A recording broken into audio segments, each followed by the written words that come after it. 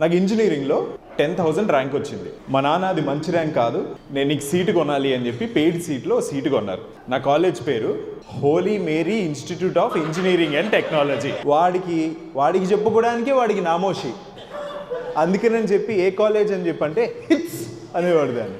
ఇది ఒక passion basically. CBIT, MGIT ఇట్లా 4 లక్షలకి హిట్స్ అన్నాడు. ఏదో చోట్లే పడ్డాం కదా అని చెప్పి కాలేజ్కి వెళ్తే మా నాన్న కాలేజ్కి వెళ్ళే ఫస్ట్ డే రోజు, గుర్తుపెట్టుకో నీ మీద నేను 4 లక్షలు తగలేసాను, ఇప్పుడు నీకు ర్యాంక్ వచ్చినా సరే 4 లక్షలు తగలేసా, ఎందుకంటే ఈ కాలేజ్లోకి వెళితే నీ చుట్టుపక్కల ఉన్న వాళ్ళందరికీ ధారాళమైన ఇంగ్లీష్ మాట్లాడతారు, మంచి సీనియర్స్ ఉంటారు, వాళ్ళకి గుడ్ ఎక్స్పీరియన్స్ ఉంటుంది, వాళ్ళ దగ్గర నువ్వు గ్రూమ్ అవుతావు. నేను ఇంజనీరింగ్ జాయిన్ అయ్యే టైంలోనే శేఖర్ కమ్ముల హ్యాపీ డేస్ అనే సినిమా రిలీజ్ చేశాడు.